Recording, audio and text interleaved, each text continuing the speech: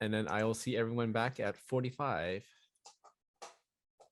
when Irma will be talking about a double postmortem. I just wanted to say again, Wolf, what the fuck? That was so cool. Yeah, it took a lot of work. Like Sneck and I, the project director of that project, we met for like 6 hours 2 times on like Thursday and Friday, just making sure that it ran, like everything worked. And like we wanted to make sure we had documentation and everything, so I know like what to go through, because I would totally forget what to show if I just had to go in blind. So, but yeah, when I saw it, like that's why I like joined the project, because it was just so impressive. It's so cool. That's amazing. My God.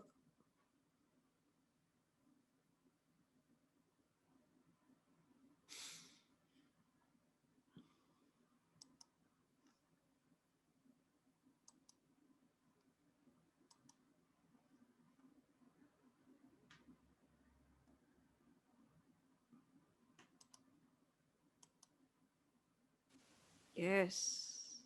Yes. I was actually looking to do not something to this degree, duh, but like I recently hired a programmer to work on improving the encyclopedia in my own game to make it much more accessible. Like a search function, stuff like that, make things better and stuff. So I'm excited to see all the. I'm excited to have things to show at some point. Making some sort of OS. Thanks, sister. Yeah, the dream is honestly to like gather up a lot of the features the community has made and like create like a standard.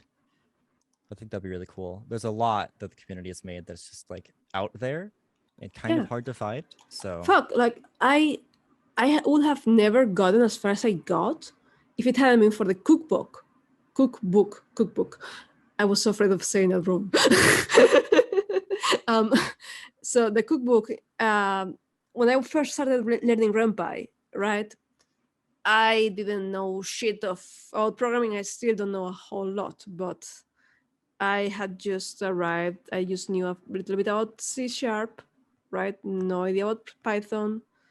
And I didn't even know how to do the most simple stuff. So I would go into the cookbook and look up, how do I do this thing? How do I do this other cool thing? Because I had all these ideas that I didn't know how to make. And the cookbook gave me short, snippets of code that I could figure out like, oh, well, I want to do this thing. Cool. I can make it from the cookbook. And if the cookbook code didn't work, I could try to figure out how to fix it or how to adapt it to make it do the thing I needed to do. It's such a fantastic way to learn how to do things and how to make things do the things you need them to do.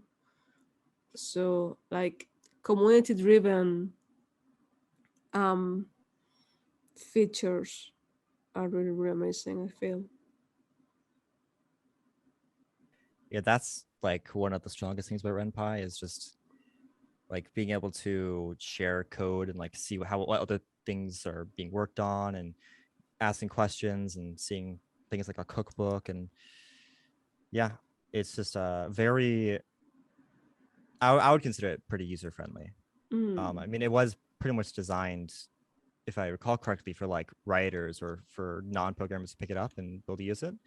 And then Python itself can like make it do some like even crazier things. Yeah. Like in my case, for example, I've taken a lot of programming courses, like I've taken years of C#, I've taken years of Python, I've taken years of Ruby. It never sticks. It never fucking sticks. I cannot program from scratch anything.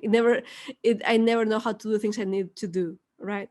So for me, a cookbook is perfect. It's like, it gives me the basic of like, here's how to do something similar. Now you can alter it as much as you need to make it do what you need exactly to do, right? So frameworks are so fucking cool, and I wish more people would share them, yeah, open, like any open source stuff, just pushing pushing visual novels forward with the things you can do. Yeah. Yeah. How much do you guys share like your code in general? All of it. I anytime someone tells me I don't know how to do this thing, I just give them exactly my code. Like, do you need my code? Here, have it. It's broken all over the place, but here for you. Okay, I'm glad everyone else does that too then. If Yeah, I yeah. show my code though, then they'll know I can't code. So that's every programmer. It's all a lie. Exactly. It's like I show screenshots of the madness. Like, for example, I don't use sprites. Like my sprites are not sprites. They are a whole battery, right? There are a lot of overlaid sprites that I've been using since the days of live composite, right? I never got around to using layered images. No? Because I don't use I don't have sprites. I didn't use show character happy. I use other equal happy, other equal glad, other equal slightly sad. You know, I have like 300 emotions with each of them having like a very specific thing, and then like a lot of variations for like it's not variations. A lot of I forgot the word, things for like, does he wear a cape? Does he wear a whatever? Does he have a hat on? Does he have a? Is he bleeding? I don't know. Like a thousand things on top of that, and I cannot translate that in the way I need to layer images. So now I'm locked out of a lot of cool features, and I'm like, oh no. But at the time, it was a very fancy way of doing it.